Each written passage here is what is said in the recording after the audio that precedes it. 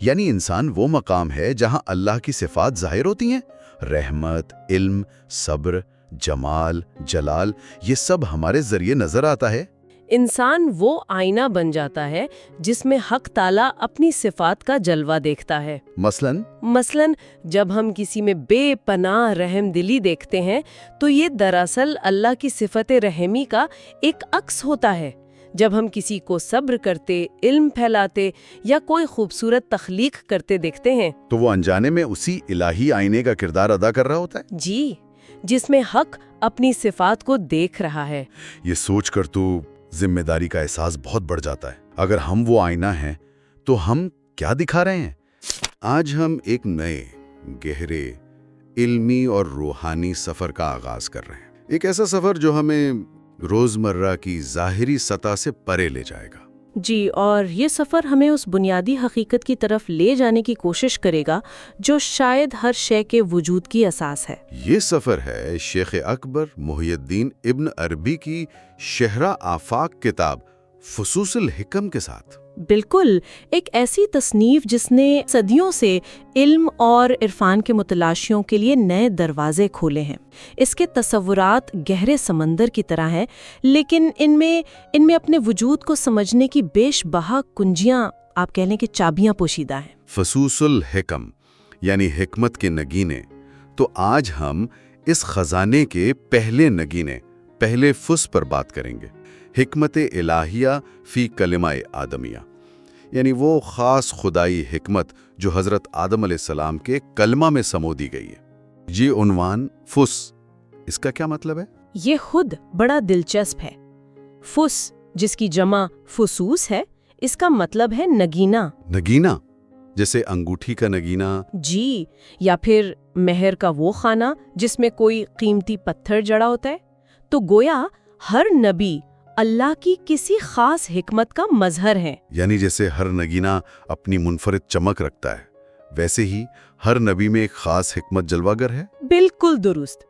جیسے موسیقی میں ہر ساز کا اپنا ایک سر ہوتا ہے نا؟ جی، ایک خاص آواز جو مجموعی نغمے میں اپنا منفرد رنگ بھرتی ہے، ویسے ہی شیخ اکبر کے نزدیک ہر پیغمبر کا ایک منفرد کلمہ ہے، ایک خاص حکمت کی مہر، جو وجود کی تفہیم میں ایک نیا پہلو روشن کرتی ہے۔ جی، اور آدم علیہ السلام وہ بنیادی سر ہیں جس سے انسانیت کا یہ نغمہ شروع ہوتا ہے۔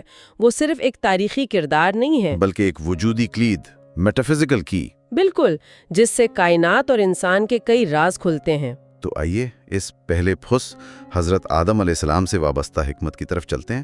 اس کا مرکزی خیال کیا ہے؟ وہ کون سی بنیادی الہی حکمت ہے جو یہاں بیان ہو رہی ہے؟ اس فص کا مرکزی اور بنیادی نقطہ آپ یوں سمجھیں کہ یہ ہے کہ اللہ تعالیٰ جو اپنی ذات میں ایک پوشیدہ خزانہ تھا، جیسے حدیث قدسی میں آتا ہے، جی، کنتو کنزن مخفین، تو اللہ نے چاہا کہ وہ پہچانا جائے، اس کے اسماء الحسنہ، اس کے خوبصورت نام اور صفات وہ ظاہر ہوں۔ یعنی وہ چاہتا تھا کہ اس کا اپنا عکس، اس کی اپنی مخفی حقیقت کسی مظہر میں دیکھی جائے۔ جی ہاں، کسی ایسی چیز میں جو اسے منعکس کر سکے۔ اگر اللہ کامل ہے، ہر شے پر قادر ہے، تو اسے خود کو دیکھنے یا پہچانے جانے کی ضرورت کیوں محسوس ہوئی؟ یہ سمجھنا تھوڑا... دیکھیں، یہ ایک بہت اہم سوال ہے۔ شیخ اکبر کے نزدیک یہ ضرورت ہماری والی ضرورت نہیں ہے، یہ کوئی کمی نہیں تھی جسے پورا کرنا تھا۔ تو پھر کیا تھی؟ یہ اس کی شان کریمی اور محبت کا اظہار ہے۔ جیسے ایک عظیم فنکار اپنی صلاحیت کو ظاہر کرنا چاہتا ہے، یا جیسے ایک خزانے کا مالک چاہتا ہے کہ اس کے جواہرات کی قدر پہچانی جائے، یہ چاہت دراصل کائنات پر رحمت اور محبت کا باعث بنی۔ اچھا، تو خود کو ظاہر کرنے کے لیے ایک آئینے کی ضرورت تھی؟ جی، ایک مظہر کی، ایک آئینے کی۔ یعنی کائنات وہ آئینہ بنی جس میں اللہ نے خود کو دیکھنا چاہا؟ بالکل۔ شیخ اکبر بیان کرتے ہیں کہ اللہ نے پہلے کائنات کو ایک وجود تو بخشا، مگر ابتدا میں یہ ایک، آپ کہہ لیں، غیر سیاقل شدہ آئینے کی طرح تھی، ان پالشڈ مرر۔ اس میں صورت تو تھی، مگر وہ چمک نہیں تھی، وہ روح نہیں تھی۔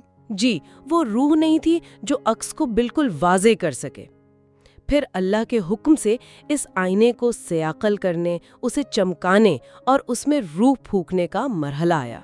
اور وہ سیاقل، وہ چمک حضرت آدم علیہ السلام تھے؟ جی ہاں، شیخ اکبر کے مطابق آدم علیہ السلام ہی اس کائناتی آئینے کی اصل سیاقل تھے، اس کی پالش اور اس بے جان صورت کی روح تھے۔ اللہ نے اپنی روح اس میں پھونکی، جس سے یہ آئینہ دیکھنے کے قابل ہوا۔ آدم وہ جامع وجود تھے جس میں حق تعالیٰ نے اپنی تمام صفات کا عکس ایک جگہ مجتمع دیکھنا چاہا تھا۔ تو ابن عربی کے مطابق ہمارا وجود اتفاقی نہیں؟ بالکل نہیں، یہ ایک عظیم الہی عمل خود شناسی کا حصہ ہے۔ کائنات اور بالخصوص انسان کا وجود خدا کے اپنے مخفی امکانات کو ظاہر کرنے اور دیکھنے کا ایک ذریعہ ہے۔ سبحان اللہ، یہ تو وجود کو دیکھنے کا بالکل نیا زاویہ ہے۔ یعنی انسان وہ مقام ہے جہاں اللہ کی صفات ظاہر ہوتی ہیں، رحمت، علم، صبر، جمال، جلال، یہ سب ہمارے ذریعے نظر آتا ہے۔ یہی نقطہ ہے، انسان وہ آئینہ بن جاتا ہے جس میں حق تعالیٰ اپنی صفات کا جلوہ دیکھتا ہے۔ مثلاً جب ہم کسی میں بے پناہ رحم دلی دیکھتے ہیں تو یہ دراصل اللہ کی صفت رحمی کا ایک عکس ہوتا ہے۔ جب ہم کسی کو صبر کرتے، علم پھیلاتے یا کوئی خوبصورت تخلیق کرتے دیکھتے ہیں تو وہ انجانے میں اسی الہی آئینے کا کردار ادا کر رہا ہوتا ہے؟ جی، جس میں حق اپنی صفات کو دیکھ رہا ہے۔ یہ سوچ کر تو ذمہ داری کا احساس بہت بڑھ جاتا ہے۔ اگر ہم وہ آئینہ ہیں تو ہم کیا دکھا رہے ہیں؟ بالکل، ہمارے کردار، ہمارے اعمال، ہماری نیتیں، یہ سب مل کر اس آئینے پر کیا نقش بنا رہے ہیں؟ یہ سوال تو واقعی گہرائی سے غور طلب ہے۔ یقیناً یہ خود احتسابی کی ایک مستقل دعوت ہے۔ کیا ہمارا وجود اس الہی حسن کا عکس پیش کر رہا ہے جس کے لیے اسے تخلیق کیا گیا تھا، یا ہم نے اس آئینے کو گردآلود کر دیا ہے؟ اسی ضمن میں شیخ اکبر انسان کامل کا تصور بھی پیش کرتے ہیں۔ اس سے کیا مراد ہے؟ کیا یہ کوئی خاص طبقہ ہے انسانوں کا؟ انسان کامل سے مراد وہ مکمل انسان ہے جو اللہ کے تمام اسماء و صفات کا جامع مظہر ہو۔ جامع مظہر مطلب وہ وجود جو اپنی ذات میں کائنات کی تمام حقیقتوں اور اللہ کی صفات دونوں کا عکس بے وقت رکھتا ہو۔ یہ کوئی نسلی یا گروہی تصور نہیں ہے۔ اچھا، تو یہ ایک روحانی مرتبہ ہے؟ جی، ایک روحانی مرتبے کا نام ہے جو ہر انسان کے لیے ایک ممکنہ نسب العین ہے۔ یہ وہ متوازن وجود ہے جس میں حق یعنی اللہ کی صفات اور خلق یعنی کائنات کی حقیقتیں دونوں کی صورتیں پوری طرح جلواگر ہوں۔ شیخ اکبر آدم کی فرشتوں پر فضیلت کا بھی ذکر کرتے ہیں، قرآن میں بھی اس کا ذکر ہے۔ بالکل، ہر فرشتہ اپنی خاص صفت یا عبادت میں کامل ہے۔ مثلا جبرائیل علیہ السلام علم و وحی میں، میکائیل علیہ السلام رزق میں، لیکن وہ جامع نہیں ہے۔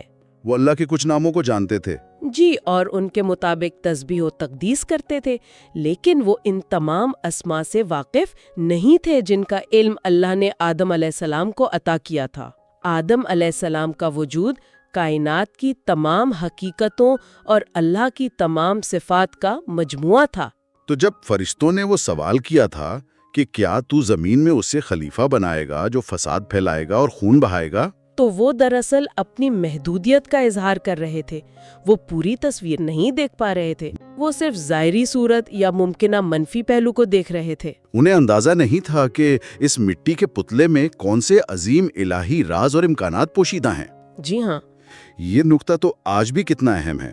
ہم اکثر لوگوں کو ان کے کسی ایک عمل سے، کسی ایک پہچان یا لیبل سے پرکھتے ہیں۔ بالکل، اور ان کی پوری شخصیت، ان کی اندرونی گہرائی، ان کے ممکنہ مثبت پہلوؤں کو نظر انداز کر دیتے ہیں۔ شیخ اکبر کا پیغام یہی ہے کہ کسی کو سمجھنے کے لیے اس کی ایک نشانی پر مت رک جاؤ، بلکہ اس کی پوری حقیقت، اس کے پورے عکس کو، اس کی جامعیت کو دیکھنے کی کوشش کرنی چاہیے۔ آدم کی فرشتوں پر فضیلت اسی جامعیت میں تھی۔ قرآن میں ایک اور جگہ اللہ تعالیٰ فرماتا ہے کہ اس نے آدم کو اپنے دونوں ہاتھوں سے بنایا۔ جی، یہ علامتی ہے۔ شیخ اکبر اس کی کیا تشریح کرتے ہیں؟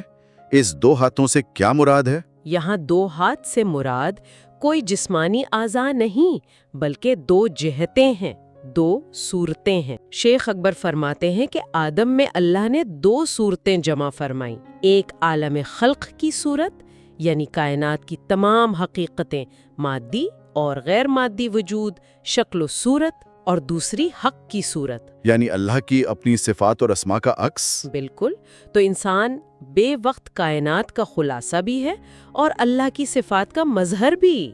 اور یہ جو الہی صفات ہیں، کیا یہ صرف اچھے اور مثبت پہلو ہیں جیسے رحمت، علم، جمال، یا ان میں وہ صفات بھی شامل ہیں جو ہمیں مشکل لگتی ہیں جیسے غضب یا قہر؟ نہیں، شیخ اکبر فرماتے ہیں کہ اللہ نے خود کو متضاد صفات سے بھی متصف کیا، جیسے وہ الظاہر بھی ہے اور الباطن بھی، وہ الجمیل جمال والا بھی ہے اور الجلیل جلال والا بھی، وہ الرحیم رحم کرنے والا بھی ہے اور المنتقم انتقام لینے والا بھی ہے۔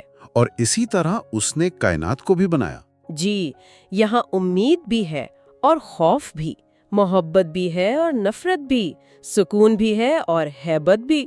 تو کیا یہ متضاد صفات بھی انہی دو ہاتھوں کی طرف اشارہ ہیں؟ ایک لحاظ سے کہہ سکتے ہیں۔ اور کیا یہ ہمارے اندر بھی جھلکتی ہیں؟ بالکل، انسان چونکہ جامع ہے اس لیے اس میں ان تمام متضاد صفات کے عکس پائے جاتے ہیں۔ ہم امید بھی رکھتے ہیں اور خوف بھی کھاتے ہیں، محبت بھی کرتے ہیں اور کبھی غصہ اور نفرت بھی محسوس کرتے ہیں، ہم میں نرمی بھی ہے اور سختی بھی۔ یہ جان کر کچھ تسلی سی ہوئی کہ منفی سمجھے جانے والے جذبات بھی شاید ہماری انسانی ساخت کا حصہ ہیں۔ لیکن پھر سوال یہ پیدا ہوتا ہے جی کہ جب ہم اپنے اندر منفی جذبات جیسے حسد یا شدید غصہ محسوس کریں تو انہیں کیسے سمجھیں؟ کیا انہیں بس قبول کر لیں؟ نہیں، شیخ اکبر کے نقطۂ نظر سے دیکھیں تو یہ جذبات بھی اشارے ہیں، سگنلز ہیں۔ اچھا، تو انہیں دبانا یا نظر انداز کرنا حل نہیں، بلکہ ان کے منبع کو سمجھنا اور انہیں الہی صفات کے تابع لانے کی کوشش کرنا ہے۔ مثال کے طور پر جب حسد محسوس ہو تو شاید یہ دل آپ سے کہہ رہا ہے کہ شکر کا چراغ جلاؤ تاکہ آئینہ صاف ہو اور تم اپنی نعمتوں کو دیکھ سکو بجائے دوسروں کی نعمتوں پر کڑنے کے۔ اور شدید غصہ شاید عدل قائم کرنے کی شدید خواہش یا ناانصافی پر رد عمل کی طرف اشارہ ہو جسے مثبت اور تعمیری رخ دینے کی ضرورت ہے۔ اہم یہ ہے کہ ہم ان جذبات کے غلام نہ بنیں بلکہ ان کے مالک بن کر انہیں درست سمت دیں۔ بالکل، یہ تو واقعی ایک مسلسل اندرونی سفر ہے، خود کو جاننا، اپنی کمزوریوں اور طاقتوں کو پہچاننا، اپنے جذبات کے منبع کو سمجھنا، اور پھر شعوری طور پر اپنے وجود کو الہی صفات جیسے رحم، علم، عدل، صبر اور شکر سے آراستہ کرنے کی کوشش کرنا۔ یہی حضرت آدم علیہ السلام کے کلمے میں پوشیدہ حکمت کا بنیادی نچوڑ ہے۔ جی، خود کو پہچاننا تاکہ خدا کو پہچانا جا سکے۔ وہ مشہور قول من عرف نفسہ فقط عرف ربہ۔ بالکل، جس نے اپنے نفس کو پہچانا اس نے اپنے رب کو پہچانا۔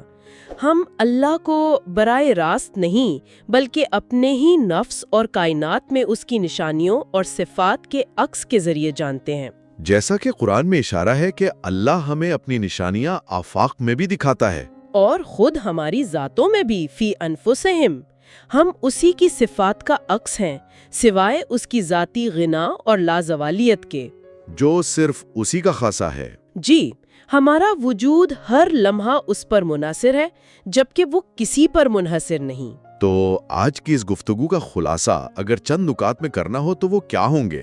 وہ کون سے اہم ترین تصورات ہیں جو ہمیں اس پہلے پوسٹ سے یاد رکھنے چاہیے؟ میرے خیال میں سب سے پہلی اور بنیادی بات تو یہ کہ اللہ تعالیٰ کا اپنے اسماء و صفات کو ایک جامع مخلوق یعنی انسان کامل کے آئینے میں دیکھنے کا ارادہ۔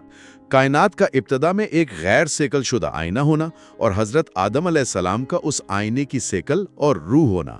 خلافت کا حقیقی مفہوم محض حکمرانی نہیں بلکہ اللہ کی تخلیق کی نگہبانی اور اس میں الہی صفات کا مظہر بننا۔ انسان کامل کا تصور وہ ہستی جو اللہ کی صورت یعنی صفات اور کائنات کی تمام حقیقتوں کی جامع ہو۔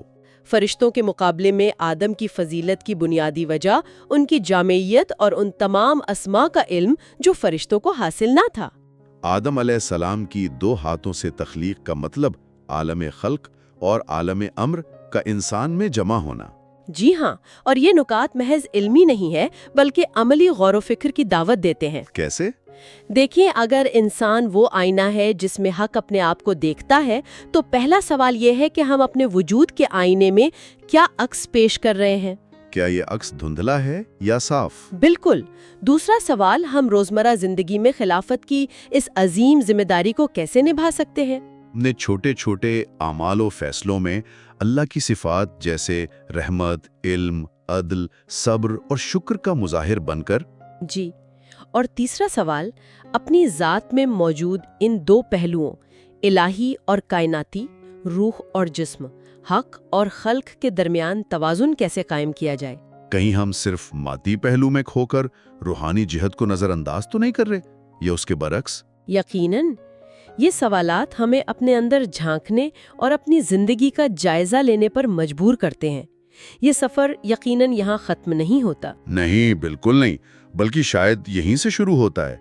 یہ تو فصوص الحکم کے بحر حکمت میں پہلا قدم تھا. تو اگلی نشست میں ہم اس سفر کو جاری رکھتے ہوئے دوسرے کا مطالعہ کریں گے جو حضرت شیث علیہ السلام کے کلمے میں پوشیدہ حکمت سے متعلق ہے.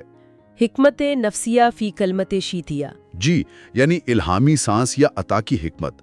دیکھیں گے کہ وہ ہمارے لیے کیا معنی رکھتی ہے. تو فکرنامہ کے ساتھ اس علمی و روحانی سفر میں شریک رہنے کی دعوت ہے. امید ہے یہ گفتگو سامعین کے لیے فکر کے نئے دریچے کھولنے اور اپنی ذات اور کائنات کو ایک نئی نظر سے دیکھنے کا باعث بنے گی. انشاءاللہ.